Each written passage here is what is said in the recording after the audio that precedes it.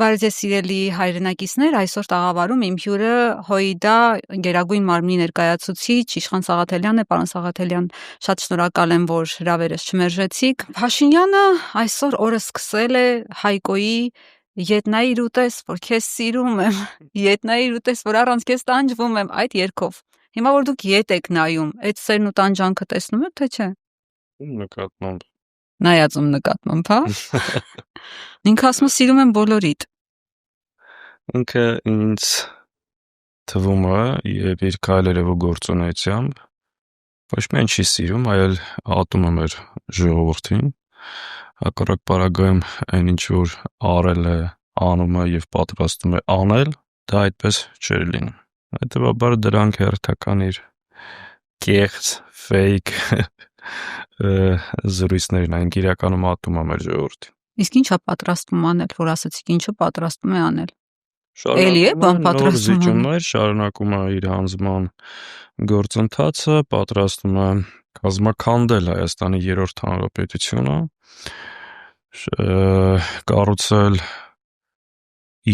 կառուցել 4-րդ հանրապետություն, որ ըստ էության ես բարբերաբար այս մասին խոսել եմ, հոդվածներ եմ գրել, հիմնավորել եմ, բացատրել եմ, ու ոչ միայն ես, բազմաթիվ հասարակական քաղաքական գործիչներ, վերլուծաբաններ, պատմաբաններ, որ սա ըստ էության Հայաստանի դենացիոնալիզացիայի ծրագրի ավարտական փուլն է, որը Թուրքիա եւ Ադրբեջանի պահանջն է։ Պարոն Սաղաթելյան, Ռոբերտ Քոչարյանի ասուլիսը ալեկոծեց թե իշխանական, թե ընդդիմադիր դաշտը, հատկապես ընդդիմադիր դաշտին դուր չեկավ Ռոբերտ Քոչարյանի ասածը, որ ինքը իր ուժը եւ Հայաստան, այսինքն դաշինքը եւ Մերձևովը միասին կհաղթեն Նիկոլ Փաշինյանին, այլ այնտեղ ուրիշ ուժեր բան չէիք նկատում, որ հենց մենակ ձեզ, ոնց որ ասեք, մենք ու Ավստրիան ենք, էլ ոչ մեկ չկա։ Գիտեք, շատ հստակ Ռոբերտ Քոչարյանը ասել է հետեւյալը, որ դաշտում կան երկու խոշոր ընդդիմադիր միավորումներ, այս պահին առնվազն սոցիոլոգիան դա է ցույց տալիս։ Որ սոցիոլոգիան։ Բայց տարբեր կազմակերպությունների կողմից արված։ Բայց եթե կլինեն այլ ուժեր, մենք միայն ուրախ կլինենք դրա համար։ Որևէ մեկին չի անտեսվել, որևէ մեկի ճանապարհը չի փակվել, այդ մասին բազմաթիվ անգամ խոսել ենք, մենք շատ ուրախ կլինենք, եթե դաշտում հայտնվեն նոր ուժեր, ովքեր կարողանան ժողովրդին առաջարկել ծրագիր, օրակարգ, պայքարեն դրա համար, շեմը հաղթահարեն եւ դրանով միայն նպաստավոր է դառնալու Նիկոլի հեռացման միջավայրը։ Հետևաբար մենք որևէ խնդիր չունենք, ընդհակառակը շահագրգռենք եւ ուրախ, եթե դաշտում ուժեղ իրական նոր միավորներ ձևավորվեն։ Եթե դուք նշում եք, որ երկու ուժեր արդեն հաղթում են Նիկոլ Փաշինյանին,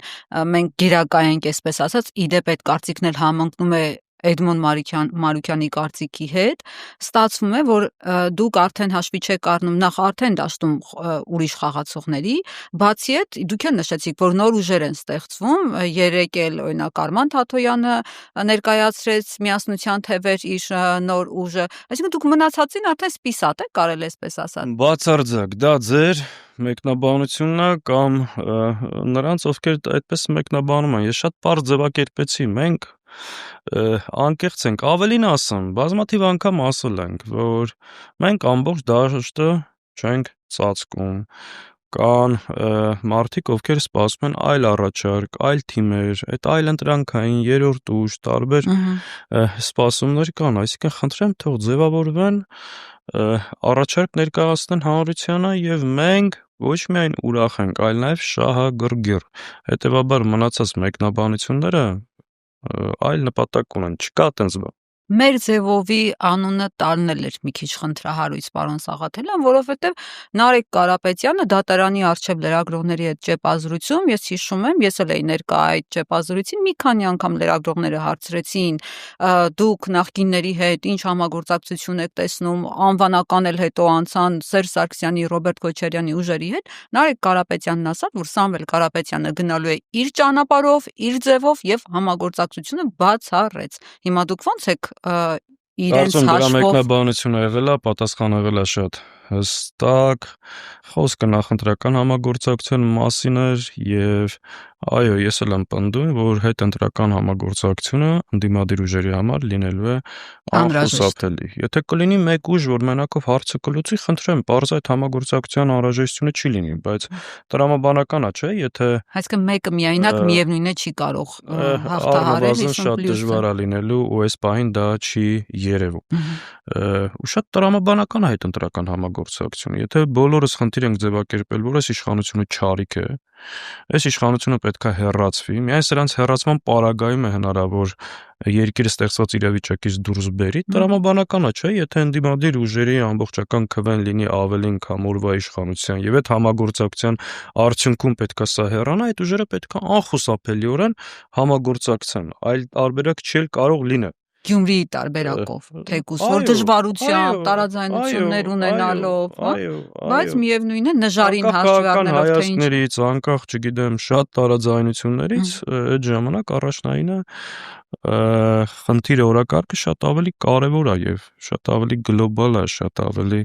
հետեւաբար այո, այդպես է լինելու։ Վախենում են իշխանությունները հենց այդ սցենարից, որովհետեւ ես արդեն հանդիպում եմ իշխանական ԶԼՄ-ներում։ Ուղիղ ասում են Գյումրիի սցենարը չի կրկնվելու, չեք հասնելու, կառավարության ներկայացուցիչներն էլ արդեն իրենց էջերով, հստակ ստատուսներով ասում են։ Դա ամենևին պատահական չի, որ հետաքրքիր է ձևակերպումը ձեր, որ այնպես անել, որ Գյումրին չկրկնվի, որտեվ այո, այսօր ընդդիմադիր ուժերի ամբողջական աջակցությունը հավանական քվեն շատ ավելի մեծ է, քան օրվա իշխանությանը եւ իրենք ամեն ինչ անել են, որ այո, այդ սցենարը չկրկնվի։ Եվ հիմա էլ ամեն ինչ ուզենալու են անել, որ էջմիածնում դա չկրկնվի։ Պարոն Սաղաթելյան, Գյումրիի մասին խոսեցինք, Վարդան Ղուկասյանի գլխին մութ ամպեր են կուտակվել եւ դա կուտակել է հենց Նիկոլ Փաշինյանը, որը ազգային ժողովի բարձր ամբիոնից հայտարարեց, որ թյուրիմացություն է, դուրս պիտի շպրտվի հանրային քաղաքական կյանքից, այսինքն ինքը միանձնյա որոշում է, թե ով պիտի լինի մեր հանրային քաղաքական դաշտում, ով չէ։ Հետո Վարդան Ղուկասյանն էլ հայտարարեց, որ իր կյանքին էլ արդեն վտանգ սպառնում, ինչ կասեք ընդհանրապես այս ահաբեկումների մասին, որ ընտրված քաղաքապետին այսպես ահաբեկում են բարձր ամբիոններից։ Նիկոլ Փաշինյանը ժողովրդավարական արժեքների հետ բացարձակ կապ չունի։ Ինքը առաջին օրից ձգտել է դառնալ բռնապետ եւ իր իշխանությունը պահելու այսօր միակ հնարավոր ճանապարհը դա է։ Ինքը խախտել է ամենակարևորը մարդկանց ընտրելու եւ ընտրվելու իրավունքը, որի համար տարիներ շարունակ բողոքում էր ու իբր պայքարում էր։ Իհարկե դա հանցագործություն է, մարդկանց կողմից ընտրված համայնքի ղեկավարը, այսինքն եթե այդ ընտրությունը իրենց դուրը չի գալիս, վсё, վերջացավ, այսինքն ամեն կերպ պետք է ազատվեն ու փորձելով մարդկանց տարբեր պիտակավորումներ տալ։ Նույնիսկ ազգային ժողովի այն պաշտոնները, ովքեր իրենք ստիպված էին ընտրել կամ էլի տեղեր ունեցել ընտրություն, որը իրենց սրտով չէր, դուք տեսաք դա եւս իրենք ոչնչացրեցին, չեղարկեցին, այսինքն խնդիրը որն է, որ այս մարդիկ չեն համակերպվում իրավիճակի հետ, երբ որ տեղի է ունենում երկրում որևէ ընտրություն, դա կլինի Բրյուսովի համալսարանի ռեկտոր, հեռավոր գյուղի կամ համայնքի ղեկավար, գյուղապետ, թե ինչ, այսինքն այս մարդիկ չեն կարողանում համակերպվել այլակարծություն, ընդհանրապես այլակարծություն։ Շարունակ ժողովրդավարության բաստիոնից խոսողները ժողովրդավարության հետ կապ չունեն։ Նիկոլ Փաշինյանը ձգտում է դառնալ բռնապետ, երկրում ձևավորել մեկ անձի իշխանություն, այսինքն մարդ ասում է կառավարությունը ես եմ, մեկու մեջ թողես կասի վեհապառը ես եմ, հետո վերջերս եկեղեցու եւ Աստծո միջև կապն է ինքը, այսինքն Հիսուս Քրիստոսն իմ ուսուցիչն է։ Այո, էլի այս մարդուն ոնց կարելի է, սա ոնց կարա իր արժեքային համակարգով, իր տեսակով, իր անցած ճանապարհով, այսինքն կապ ունենա ժողովրդավարությանը։ Հետևաբար, այո, ինքը երկրի բոլոր դիմադրության օջախները շատ թե քիչ աջակցություն ունեցող մարդկանց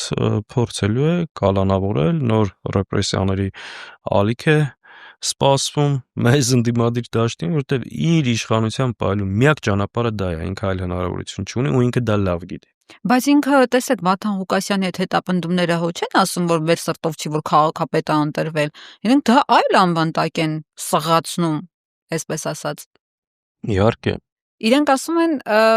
մեր սուվերենությանը, ինքնիշխանությանը ցանկացած ոտնձգություն պիտի պատժվի։ Դրա հետ կապված է հիմա դատախազություն ուսումնասիրություններ իրականացնում, քրքրում են երևի Վարդան Ղուկասյանի բոլոր հարցազրույցները, հանդիպումները, տեսնեն թե որտեղ է այսպես Ռուսաստանի գովքա արել միութենական պետության մեջ մտցնելու հայտարարություններ արել, որ դրա անվան տակ տանեն փակեն։ Գիտեք, իրենց ցանկացած ապօրինություն եւ հանցագործություն հիմնավորելու համար պետք է ինչ-որ փորձեն առնվազն տեղեկատվական մասով հիմքեր ապահովել։ Նույն հիմա սրբազաններին, որ ապօրինի դատում են 18 հոգի սրբազանի գործով կալանավորել են, խայտառակ ապօրինի դատավարությունը տեղի ունենում, որևէ իրավական հիմք չկա։ Ահաբեկիչներ են։ Այո, իրենք ամբողջ զրույցներն են հրապարակել, տեղեկատվական, ձեր փոխադարձ կեղտոտ, կեղծված քարոզությամբ կարևորը տեղեկատվական բազան ապահովեն։ Տակ իրավական հիմք կա, օրենքից դուրս է, ինչը սա իրանց չի հետաքրքրում։ Հետևաբար ինչ որ դուք ասում եք, դրա շրջանակներում է։ Սրանք իրավունք չունեն խոսեն Հայաստանի ինքնիշխանությունից, տարածքային ամբողջականությունից, անկախությունից, պետականությունից, որովհետև սրանք Հայաստանի ինքնիշխանության ու պետականության հերը անիծողներն են։ Սրանց գործունեության արդյունքում Հայաստանի տարածքային ամբողջականությունը, ինքնիշխանությունը այս պահին խաթարված է, որովհետև Ադրբեջանի զորքերը գտնվում են Հայաստանի Հանրապետության ինքնիշխան տարածքում ու իրենք պահանջ չեն դնում, որպեսզի Ադրբեջանը զորքերը դուրս գնան։ Հույսեր չկա, որ կդնեն, ընդհակառակը, այս իրավիճակում, այս իշխանությունը հայտարարում է, որ Հայաստանի ինքնիշխանության տիրապետության տակ կան ադրբեջանական տարածքներ, որոնք պատրաստվում են վերադարձնել։ Այսինքն սրանք ինչ իրավունք ունեն առհասարակ խոսել Հայաստանի ինքնիշխանությունից։ Հայաստանը սարքում են թուրքական վիլայետ, եկել են ինչ որ Վարդան Ղուկասյանի կամ այդ նույնը իմիջայլոց Արման այլ դաշնակցության նկատմամբ։ Այսինքն տևական ժամանակ է այս մարդիկ ինչ որ կեղծ իրենց կողմից սարքված, կեղծված շրջաբերականին հղում անելով, ասում են դաշնակցությունը ցանկանում է Հայաստանը տանել նյութենական, այո, 004 շրջաբերականի մասին է խոսքը։ Այսինքն հաճախ մտածում ես, սրանց հիմարություններին արժի արձագանքել, թե չէ, բայց հասկանում ես այնքան են կրկնում։ Բայց դուք դատի չտվեցիք դրա հետ կապված։ Մարդիկ ներողություն, հեսա կանրադառնամ դրան, ինչ որ մարդիկ սկսում են դրան հավատալ, այսինքն դաշնակցությանը մեղադրել նման բանի մեջ, էլի։ Այսինքն դաշնակցությունը իր որևէ ժողովում, որևէ մի անգամ չի նույնիսկ քննարկում ունեցել այդ մասին։ Ու ելուր մնաց որոշում կամ ցանկություն, այսինքն ոնց կարելի է մի կուսակցություն, որ իր խորքը գաղափարախոսությանը, իր կենսագրությունը 135 տարի բացարձակ պայքարել է Հայաստանի անկախության, պետականության համար, իր ժողովրդի իրավունքների համար, այս կուսակցությանը ասել դու խնդիր ես դրել Հայաստանը տանել միութենական պետություն, ասենք սրանք էս իրենց կեղտոտ լկտի քարոզչությամբ անընդհատ իրականությունը շրջում են։ Իսկ ինչ վերաբերում է դատի տալուն, տասնյակ դեպքերով դատի ենք տվել։ Մենք ունենք հաղթած դատ 3 տարի է, որ իրենց այս գործակալական ցանցից որոշները դաշնակցության նկատմամբ հայտարարել են ահաբեկչական կազմակերպություն եւ այլ դատը հաղթել են Արման Բաբաջանյան։ 3 տարի է դատարանի որոշումը 3 ատյաններով չի կատարվում։ 3 տարի չի կատարում։ Պատկերացնում եք։ Էսա Նիկոլի ժողովրդավար իրավական պետություն։ Հա, դրա համար մտածում եք, որ այդ մասով չմտնեք այդ դատական process-ների մեջ, դատական հայցեր կան կուսակցությանը զպարտելու հոդվածով դատարաններում, առաջիկայում նորերն են լինելու, բայց պետք է իմանանք, այս դատական համակարգը Նիկոլ Փաշինյանի ձեռքին բութ գործիք է եւ նրա խաղալիք։ Բացառությամբ մի քանի պարկեշտ հայրենասեր օրենքի եւ իրավունքի հետ կապ ունեցող դատավորների, որոնց թիվը գնալով նվազում է դատական համակարգում, որտեղ անընդհատ պատժում են արդարության եւ իրավական աշխարհի հետ կապ ունեցող դատավորներին, մնացածը խայտառակ իրավիճակը դատական համակարգում։ Պարոն Սաղաթելյան, ասացիք, որ էլի դատական հայցեր կլինեն, զրպարտություններ կան, զրպարտչական հայտարարություններ ՀՅԴ-ի հետ կապված, տեսեք, նույն վերջին կառավարության ազգային ժողով վերջին հարցուպատասխանին էլ Փաշինյանը մի շարք մեղադրանքներ այսպես հնչեցրեց հենց ձեր կուսակցության հասցեին, մասնավորապես իշխող ուժի լրատվականը նախ հրապարակել էր ձեր հաշվետվությունը, ըստ որի բյուջետային ֆինանսավորման չափերն էր նշված կոռուպցիայի կանխարգելման հանձնաժողովից էին վերցրել 108 միլիոն ոնց որ ստացել եք բյուջետային ֆինանսավորում, այնտեղ էլի միլիոններ, եւ նշել են, որ դուք ընդամենը մեկ նվիրատուի եք նշել ի տարբերություն ՔՊ-ի 1.9 միլիոն ոնց որ մեկ նվիրատույով։ Մի հատ կբացատրեք այդ պահը, որովհետեւ այստեղ խնդրահարույց բան են տեսնում։ Տեսեք, նախ կուսակցության հաշվետվությունը 24 թվականը անցել է համապատասխան աուդիտ կոռուպցիայի կանխարգելման հանձնաժողովի կողմից, եթե չեմ սխալվում մարմնի անունը ճիշտ ասեցի, եւ եղել է նաեւ ամբողջական գնահատական այդ ամբողջ հաշվետվությունները քննելուց հետո մենք առաջիկայում դրա մասին ավելի պաշտոնական հայտարարությամբ հանդես կգանք, բայց այսինքն ինչ է իրանց ասածը, այո, այն գումարը, որ կուսակցությունը ունեցել է, մուտք արել է, ծախսերը իրականացրել է, դա բավարարել է իր գործունեության համար եւ եղել է նվիրատվություն։ Ընդ որում իրանք հաճախ գիտեք, այդ ամեն ինչ որ կեղծում են, այդ տողի տակ չի կարող մենակ բնամթերքի մասին չի խոսքը, ինչպես իրանք ներկայացնում են։ Մի շարք նվիրատվություններ ձևակերպվում է այդ ընդհանուր տողի տակ։ Հիմա մեր իրավաբաններն ու հաշվապահները ավելի ամբողջական առաջիկա օրերին հանդես կգան պաշտոնական հաղորդագրությամբ, հերթական անգամ բոլորը կֆիքսեն, որ սրանց այդպես չէ, դե Փաշինյանն ասաց ուրիշ երկրներից ձեզ ֆինանսավորում են, դուք աշխատավարձ եք ստանում ուրիշ երկրից, ձեր աշխատավարձը ուրիշ երկրներից է լինում։ Դրա համար չունեք նվիրատվություն ու Փաշինյանը ընդհանրապես ցանկանում է ստեղծել հիմքեր կուսակցության գործունեությունը արգելափակելու կամ հավանական ընտրություններին մեր մասնակցությունը չզոքացնելու համար։ Մնացածը հերթական անգամ այդ իր գործողությունը տեղեկատվական ապահովությունը սրա ապահովելու համար հիմքերը դրա համար է այնտեղ հրապարակում են, հետո ազգային ժողովում ասում են ուզում եմ տեսնեմ ձեր դոնորների ցուցակը։ Հիմիկվանից սկսել է այդ process-ը։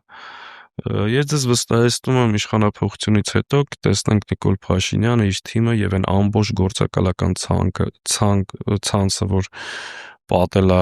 Հայաստանին, որքան օտարերկրյա ու հատկապես թուրքական փողեր են ստացել այս տարիների ընթացքում։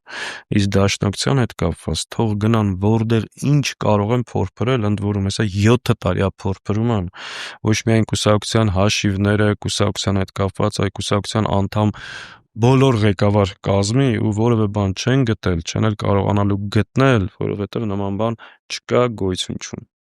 Այսինքն վստահաբար ոչինչ չեն գտել։ Նիկոլ Փաշինյանը իր ասածների հետ կապված մի հատ հիմք ունենար։ Մի հատ հիմք ունենար, որ ասենք դաշնակցությունը օտարերկրյա ֆինանսավորում ունի։ Կամ որևէ դաշնակցական ինչ որ օտարերկրյա ուժերի հետ կապ ունի։ Դուք պատկերացնում եք ինչ կանային։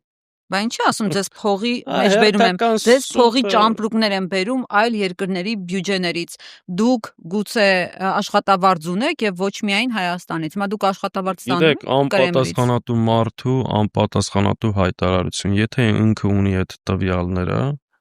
ու քայլեր չի ձեռնարկում, ինչ ասեմ իրան։ Բայց չունի, չի էլ ունեցել, չի էլ ունենալու այդ ամեն ինչը նրա համար է, որպեսզի հիմքեր ստեղծի, ասեցի, մեր գործունեությունը արգելափակելու համար։ Եթե ինքը երկրի այսպես կոչված վարչապետ գիտի Հայաստանի քաղաքական ուժերը մեշոկներով, տոպրակներով, ճամպրուկներով փողեր են ստանում ու ինքը որևէ բան չի անում, ինչ ասեմ։ Բայց գիտեք, չէ, այսինքն ակնհայտ է, չէ, որ այդպես չի։ Իսկ իր գործակալական ցանցը Հանրային հեռուստաընկերության եթերից մինչև, չգիտեմ, Հայկան ժամանակի առաջի էջեր ու նրանց սպասարկող գիշեր-ցերեկ հակապետական, հակահայկական, Ադրբեջանի եւ Թուրքիայի գործողությունները Հայաստանի նկատմամբ արդարացնող, Հայաստանի ազգային անվտանգությունն ու ինքնիշխանությունը խաթարող գործունեություն են ծավալ։ Թող գնա զբաղվի այդ իր ցանցով, բայց չի կարող, որտեղ ցանցի ղեկավարը ինքն է։ Եվ բացահայտի այդ ուժերին։ Իսկ ազգային ուժերը դրանց դեմ պայքարող, մեր երկրի դիմադրությունը պահպանող, բացառապես երկրի եւ պետության շահերը սպասարկող եւ այդ դիրքերից հանդես եկող կառույցներ են, որ իրենց սրտով չեն, այս ամբողջ։ Սա Մերժիր Սերժինի երկրորդ սերիան է, կարելի ասել, որովհետև ես հիշում եմ, որ այդ ընթացքում էլ այսպես լայնորեն տարածվել էր այն թեզը, որ Բաղրամյան 26-ն ճամպրուկով փողեր տարել, այդ ճամպրուկով փող տանելը փաստորեն բոլորին տանում են, բացի ներկայիս իշխանությունների։ 7 տարվա մեջ քանի նման դեպք է բացահայտ։ Ես ճիշտ ասած չգիտեմ ճամպրուկով փող տանելու դեպքերի ակտերի մասին աշխովը շինք են ինչ-որ։ Չգիտեմ ինչ են ստացել, քանի դեպք է բացահայտ։ Այսինքն ինչքան կարելի է, էլի։ Ես չեմ ասում չի եղել այս դեպք։ Բայց կարող է ծրարները հիմա, այսինքն իր մոտ են սաղ գնում դրա համար ձեն չի անում իր թմին։ Հա։ Այսինքն ես չունեմ այլ բացատրություն։ Ինչն է պատճառը, այսինքն ինչքան կարելի է զզվացնել էլի այս թեմայով։ Մարտի 1 ծրարներ թալան։ Կարող այդ մարտի 1-ի ժամանակ շատ ուսումնասիրել դուրս են եկել իրենց հետքի վրա հոկտեմբերի 27-ի։ Կարող այսինքն շատ փորփրել են դուրս են եկել իրենց տերերի վրա կամ իրենց վրա դրա համար այդ գործը առաջ չի գնում։ Մարտի 1-ը թե հոկտեմբերի 27-ը Հոկտեմբերի 27-ը օրինակի համար։ Արտաքին հետքը, այսպես ասած։ Նու այսօրվա իշխանությունների տերերի վրա են դուրս եկել։ Հակառակ պարագայում բացահայտվել է։ Դուք ուզեք իմանաք մարտի 1-ն էլ։ Այնտեղ էլ կա արտաքին հետ։ Տարիա իշխանություն եք։ Ամեն ինչը ձեր ձեռն է, ինչքան կարելի է։ Նույնն էլ այդ ծրարներն է։ Պարզա։ Պարոն Սաղաթելյան, ամեն դեպքում տեսեք, ինչ ասենք, չասենք, Փաշինյանը գալիս է ազգային ժողով, այսպես ծաղրումը, հեգնումը, սենց հաճույք է ստանում դրանից, բավարարվում է անպատվություններից ու գնում է։ Կոնկրետ մի շարքային քաղաքացիների, որոնք հետևում են այդ նիստերը, անկեղծ նողկանք են արդեն առաջացնում, որովհետև չկա բովանդակային քննարկում առհասարակ, մենակ այդ ծաղրը կա։ Օրինակ այս վերջին հարց ու պատասխան, դուք ինչի օրինակ չեք մասնակցում հարց ու պատասխաններին։ Չեմ մասնակցում, որովհետև կոնկրետ ես հարց չունեմ։ Բայց իմ այն գործընկերներ, ովքեր մասնակցում են, ճիշտ են անում, լավ են անում, այդ հարցերը բարձրացնելով շատ տհաճ է իր հետ այդ շփումները, այդ գռեհկությունը ու լկտիությունը, որ ինքը ունի։ Այսինքն դրսում տուզի կա, նոր քիչ առաջ տեսա էլի ԱՊ երկրների ղեկավարները կայֆավատ էին ելնում, ներողություն ես բառի համար, էլի ձեռ էին առնում, ծաղրում էին։ Այսինքն դրսում է ձև կատու է, հնգալիս ազգային ժողով մեծ զորքով ու թիկնապաներով սկսում է էլի տենց ինքնահաստատվել։ Բայց տեսեք, այդ հարց ու պատասխանը շատ է քննարկվում, էլի։ Այս հարց ու պատասխանների այս ամբողջ ընթացքը որ նայեք, մեր падգամավորները նաև առողջության, հեղինակության, չգիտեմ, բանի հաշվին է այդ տեղ ունեցել, բայց նաև այդ հարց ու պատասխանների ընթացքում պարբերաբար բարձրացվել են շատ կարևոր խնդիրներ, շատ ուղիղ ճակատով այդ կռիվը տրվել է, ու այնպես չի որ падգամավորները, որ նաև նույն կերպ իրեն չեն արձագանքել ու այդ վիավորանքները տենց կուլ են տվել, շատ ժամանակ տեսել եք, որ շատ ուղիղ իր ճակատին ինչ անհրաժեշտ եղել է ասել են եւ ասելու են, բայց այդ հարց ու պատասխանների ժամանակ մենք բարձրաձայնել ենք առնվազն մեր երկրի անվտանգությանը վերաբերվող հարցերը բոլոր ուղղություններով ու հանրությանը ցույց ենք տվել, որ տեսեք, սա է այս մարդ, որ հարցնում ես կոնկրետ հարց ես տալիս, ինքը այդ հարցին չի կարողանում պատասխանել, հիստերիկ շարժումներ, կրկին այդ նախկիններ, չգիտեմ ինչ, բայց բուն հարցերին չի կարողանում այս մարդը պատասխանել։ Հարց ու պատասխանին մասնակցելու, ասում եմ, մեր առողջության, արժանապատվության հաշվին եղել է այն, որ մենք հանրությանը ցույց տանք ով է սա։ Ու կարողացել ենք։ Այդ ամեն հարց ու պատասխանից հետո ինքը երբ որ ընկնում է հիստերիկայի մեջ, նաև հանրությունը տեսնում է, որ այդ հարցերին չի կարողանում պատասխանել։ Բայց ինքը կրած չի հելնում մեկ-մեկ։ Նայեք, կրած ինչին է կրած։ Լկտիությամբ եւ ցինիկությամբ կրում է։ Դե մարդիկ են նայում են ասում են, տես ինչ լավ պորտները տեղը դրեց։ Ես հակառակ դեպքերն էլ գիտեմ, որ 100 անգամ ասում են, տեսակ, մեր այսինչ падգամավորը ոնց ձեր ասած պորտը տեղը դրեց։ Այդ միանշանակ չի, որ միակողմանի է, բայց ցինիկությամբ իր հետ մրցել իրոք դժվար է։ Ես այդտեղ չեմ վիճարկում դա։ Լկտիությամբ, ցինիկությամբ, ցուցակությամբ։ Իսկ Դուք անձամբ ասելու բանով դեր ինչ բան անես։ Դուք անձամբ ձեր ֆիզիկական ներկայությունը այդ հարց ու պատասխանին ինչի չեք ապահովում, ինչի համար եմ սա ասում։ Ես տեսնում եմ, որ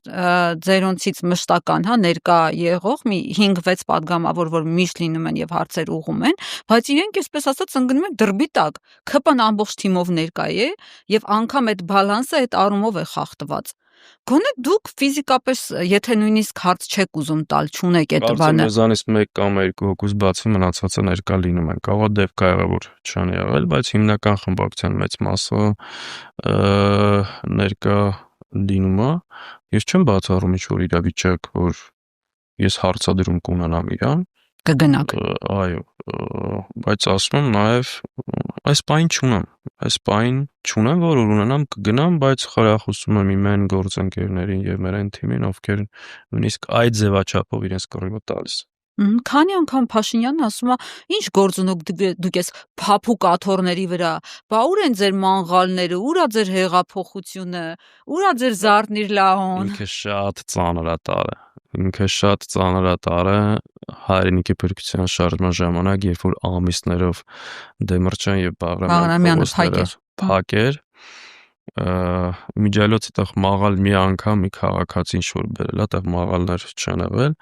բայց այո, այդտեղ ասենց տնտեսություն էր կառուցվում։ Ու մայրաքաղաքի ամբողջ նույնը դիմադրության ժամանակ կենտրոնական հատվածը ամիսներով փակեր, ինքը ռիսկ չէր անում բացել։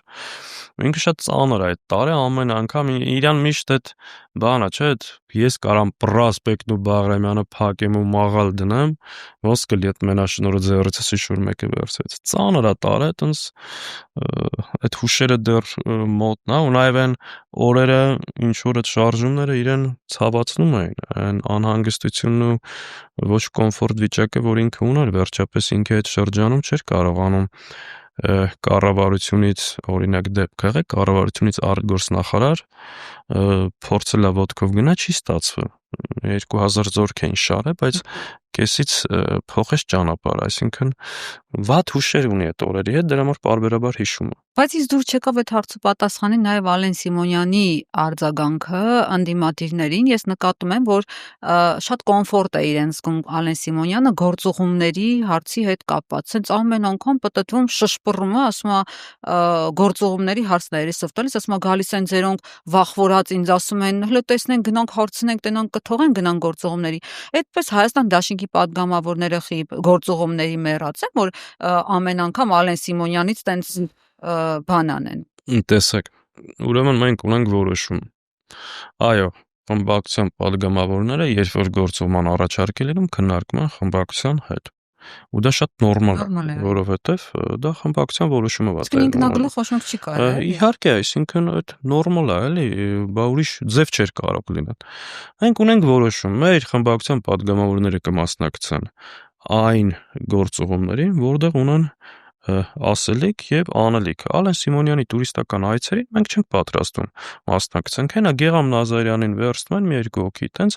գնում են, թող շարունակեն գնալ ու ինչ որ մարդկանց էլ տանել ներկայացնել ընդդիմադիր։ Մենք այդ գործուղումներին չենք մասնակցում։ Երկրորդը Ալեն Սիմոնյանը կամ որևէ մեկը չի կարող որոշել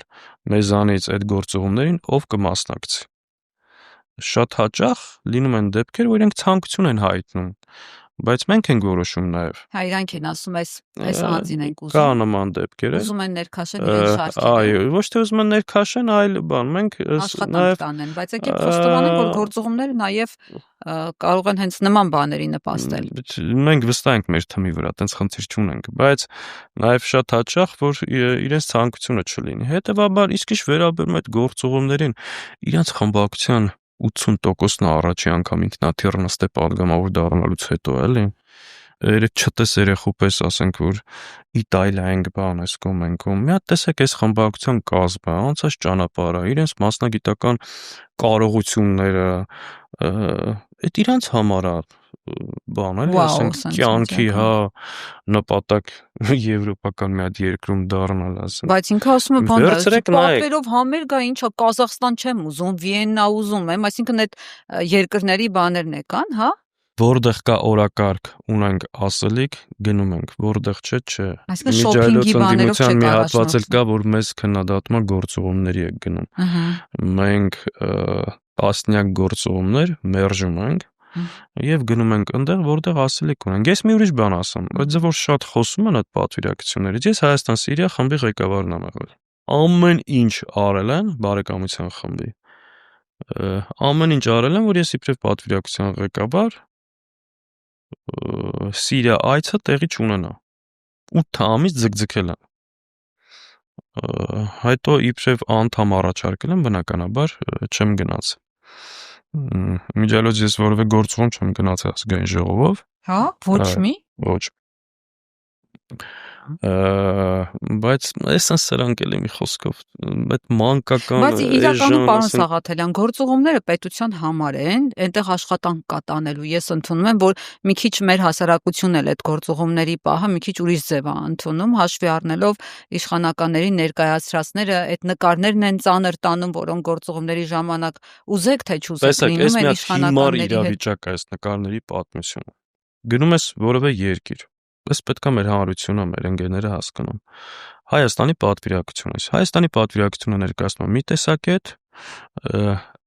այդ պատվիրակության մեջ գտնվող մեր խմբակցության անդամը բնականաբար տարբեր։ Սկսած Արցախից վերջացրած ներքին ժողովրդավարություն։ Այսինքն գնում ենք, որ Հայաստանը ներկայացնենք, Հայաստանից այլ կարծիք հնչեցվի, այո։ Վերջում լինում է նկարվելու պատմություն, էլի, գոնե, այսինքն լինում են դեպքեր, երբ որ մեր падգամները չեն նկարվում, լինում են դեպքեր, երբ որ առանձնանում են, բայց առնվազն այդ երկրում անհասկանալի ես դու, էլի։ Ոչ է ֆակտներ, մեկի հետևում, որ նկարի մեջ չէ։ Չի ընկալվում։ Հիմա կան որոշ հատվածներ էլ դա վերցնում են, դարձնում քննադատության, չգիտեմ ինչի առարկա, ուղղակի ամոթ է, էլի։ Տեսեք, ԵԱԿ-ի Հայաստանի պատվիրակությունը ներկայացնում էր Լիլիթ Գալստյանը։ Վերջի ժողովին ամռանը ծանր բախումներ ա եղել, որ Հայաստանը այլ տեսակ է այդ գերիների հարցով էս կոմենքում։ Հիմա ես տեղեկություն ունեմ, որ իրանք փորձում են Լիլիթ Գալստյանին հեռացնել այդ պատվիրակությունից։ Իսկ այնպես չի, որ այդ պատվիրակությունների մեջ հաշտ ամեն ինչ կամ իրոք այդ մարդիկ առաջի անգամ գնում են Եվրոպա տեսնեն, էլի ամոթ է այս մանր զրույցները։ Հա, բայց դժբախտաբար իրանք դառնում են հաճախ հաղթաթուղթի նման են հնչեցնում, նույն Նիկոլ Փաշինյանը Արմեն Գևորգյանյանն հնչեցից, ասեց խի պետության մեր հաշվին չի գնացել, այսինքն բյուջեի հաշվին չի գնացել, այսինքն իրենց թվում էր այդ գործուղումները ազգային ժողովի պիտի իրանք բանի հաշվին առնեն։ Հայկ Մամիջանյանը, ԵԽՎ-ի պատգամավորներ են, եւ մշտապես հանդես են եկել Հայաստանի դիրքերը պաշտպանելու շահերը եւ Արցախի եւ պարբերաբար լավագույն ելույթներն են ունեցել։ Պարոն Սաղաթելյան, քանի որ ի սկզբանե մինչև հաղորդումը ասել եք, որ կարճ ժամանակ ունեք եւ մեր ժամանակը այսօրվա ոդկասթը կարճ է տևելու,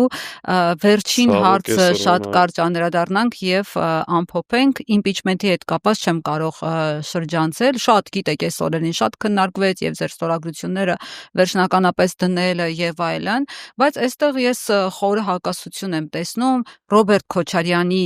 իմպիչմենտի գործընթացին վերաբերմունքի եւ ի վերջո ձեր ստորագրությունները դնելու մեջ, որովհետեւ Ռոբերտ Քոչարյանն ասաց ես պրագմատիկ մարդ եմ, ես չեմ տեսնում որևէ ելք դրանից, ասաց որ դա կարող է ինչ-որ մարդու երազանքն է, հա, որ 48 տարվա երազանքն է, որ թեկնածու լինի վարչապետի, մենք չենք պատրաստվում դեկորացիա լինել եւ ֆոն ապահովել, մենք սա լուրջ չենք վերաբերում, բայց հիմա ստացվում է, որ դուք, եթե այդ կարծիք ունի Քոչարյանը, դուք այդ դեկորացիայի դերն եք կատարում։ Ոչ, բնականաբար, իրականում ինչա տեղի ունեցել, նախ հակասություն չկա։ Խմբակցությունը այդ որոշումը ընդունել է միաձայնությամբ եւ այդ քննարկմանը բնականաբար մասնակցել է նաեւ երկրորդ նախագահ, այստեղ հակասություններ տարբեր մեկնաբանություններ են փնտրում, չկա, դա եղել է մեր ընդհանուր որոշումը։ Տեսեք, վերջո Քոչարյանը համաձայնել է, որ իհարկե համաձայնվել է եւ դա եղել է ընդհանուր մեր մոտեցումը։ 4 ամիս առաջ չգիտեմ ինչքան խոսամ էլ ես իմպիչմենտից արդեն ես էլ եմ ասեք են ինչ չեք ասել ուրիշ տեղերում դժվար է խնդիրը եղել է հետեւյալը պրոցեսը նախաձեռնվել առաջ չի գնացել որևէ կերպ։ Ի սկզբանե հայտարարել են, որ միանում են։ Հայաստան խմբակցությունը միանում է Ես հիշում եմ սեյֆերի պատմությունը, այս ադրեցին սեյֆում, դա քննարկվեց։ Չվերադառնամ դրան։ Հիմա այնպես մի տպավորություն են փորձում ստեղծել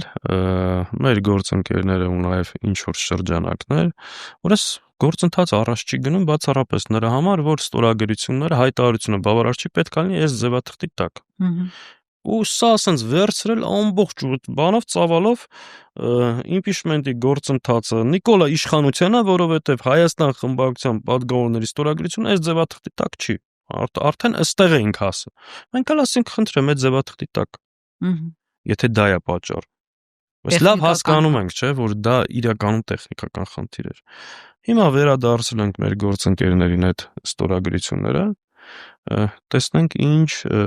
բայց ուշացումով 4 ամիս հետո դա է շահարկվում։ Իսկ ձգիկ հեսա ընտրությունների նախաշեմի։ Ասենք գրիչի գույնը լավը չէր, չգիտեմ ինչ, իրոք եկեք ստորագրությունները կեղծ են։ Էլի այդ չի պատճառ, այսինքն հասել ենք այնտեղ, որ ասում են այն ստորագրությունները, որ հրապարակել են, դա կարող падգամավորները հավաքվել էին ինչ-որ օգնության համար դիմել էին մի հատ բլանկի տակ։ Դա ամոթ չի, ասենք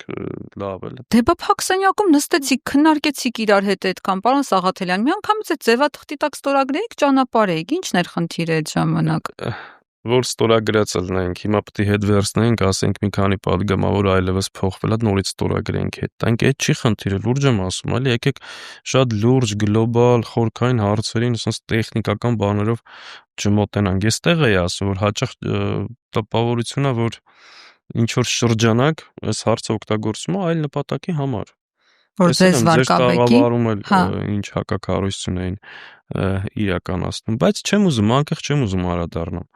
որ հիմա անդրադառնամ այդ 4 ամսվան ով ինչ է ասել ու հերթով ասեմ դե եկեք ստեղ բոլոր կամուրջները կայրեք։ Հա, բայց մեր նպատակը դա չի, մեր նպատակը իրոք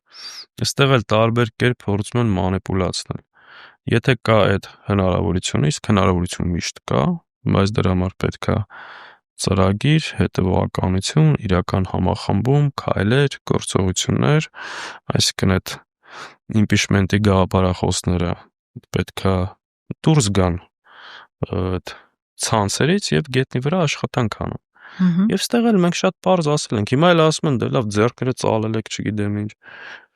Պատրաստ ենք օգնելու, օժանդակելու, խնդրեմ։ Հա, ես լսել եմ այդ մասով ձեր բացատրությունները, իրականում ժամանակի սղություն թույլ չի տալիս խորանալ այս հարցի շուրջ, վերջում շատ կարճ ես կխնդրեմ ասեք, որ գաք իշխանության Արցախի հարցում ինչ եք անելու։ Բեկումնային ինչ որ բան եք անելու, վերադարձնելու եք Շուշին ու Հադրութը ոնց որ խոստացել էր օրինակ այսօրվա իշխանությունը, ինչ եք դուք անելու։ Գիտեք, շատ խորքային հարց եք տալիս, ես առաջ կեմ սրան ավելի հանգամանալից կպատասխանենք մենք։ Սա այն հիմնական թեմաներից է, որ մեր դեմ օգտագործում են։ Հաճախ ասեք, որ եկակ իշխանության մի տարո մեջ Արցախը հետ եք բերելու։ Հիմա Արցախը հետ բերելու եք, թե չէ։ Ու դա օրակարգումա ձեր թե չէ։ Հիմնականում այդ նիկոլականներն է, էլի, որ հանձնել են, հետո գալի մեր վրա մուննաթ են, դե ասեք, որ հետ կբերեք։ Իրավիճակը հետեւյալն է։ Այսօր Հայաստանը պայելու խնդիր կա։ Այսօր Սյունիքը, Վայոց ձորը, Գեղարքունիք։ Եթե որը մեկը գա այս տաղավարում ասի, ես հաջորդ տարի մենք եղանք իշխանության Արցախ հետ ենք բերելու, ինքը չի հասկանում ոչ մի բան կամ խաբում է։ Իրականում այս բան խնդիրը հետեւյալն է, ամեն ինչ անել, որ էջը չփակվի Արցախի, որպեսզի չլեգիտիմացվի այն ագրեսիան ու ցեղասպանությունը, որ մեր նկատմամբ տեղի է ունեցել։ Ինչ անում է Նիկոլ Փաշինյանը, որպեսզի Արցախում տեղի ունեցած ցեղասպանությունը, էթնիկ զտումը եւ Ալիևի արյունոտ ձեռքերը այս իշխանության կամ Հայաստանի իշխանությունների օգնությամբ չմաքրվի եւ էջը չփակվի։ Արդյոք մենք հնարավորություն ունենք այսօր վերադարձնելու Արցախը։ Այս պահին ոչ։ Արդյոք իրավունք ունենք մենք փակել այդ էջը առհասարակ մեր հետագա սերունդների իրավունք։ Բնականաբար ոչ եւ դա դավաճանություն։ Ինչ եք անելու, բայց հետեւաբար մենք Մինսկի խումբն եք հետ բերելու։ Հետեւաբար միջազգային օրակարգերում պետք է պայել Արցախ հայերի վերադարձի իրավունքը։ Մինչև այդ պետք է հստակ փաստել, որ տեղի ունեցել էթնիկ զտում եւ ցեղասպանություն եւ դրա բոլոր հիմքերը կան։ Դրանից բխեցվի վերադարձի իրավունքը։ Հայցերը հետ տարվեն միջազգային դատարան նորից։ Հայցերը միջազգային դատարաններից պետքա չվերադարձնել նաև։ Դա մեծ հանցագործություն է, որովհետև հենց Ալիևի Ադրբեջանի եւ Թուրքիայի ուզածը դա է։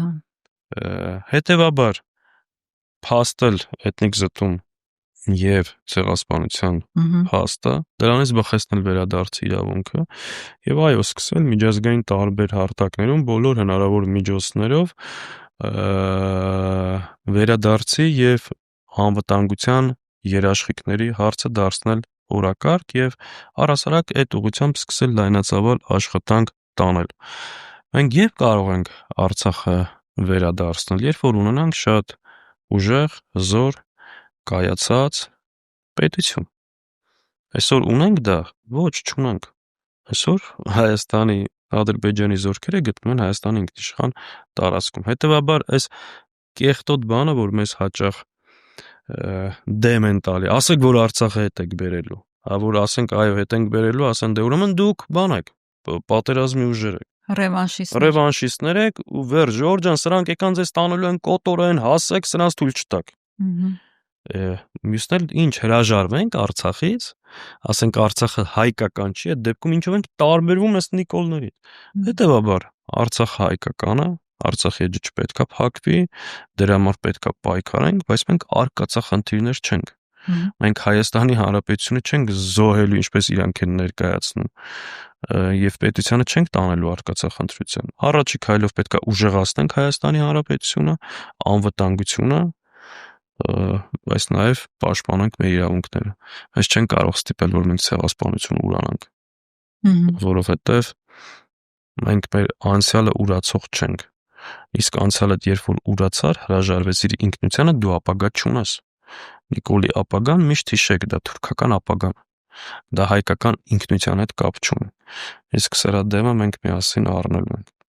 Պարզ է։ Շնորհակալ եմ զրույցի համար, պարոն Սաղաթելյան։ Սիրելի հետևորդներ, այսօր այսքանը, ես հիշեցնեմ, որ իմ հյուրը ՀՅԴ Գերագույն մարմնի ներկայացուցիչ Իշխան Սաղաթելյանն էր։ Դուք, եթե չեք հասցրել, բաժանորդագրվեք մեր ալիքին եւ Patreon-ին։ Կհանդիպենք մյուս շաբաթ, ցտեսություն։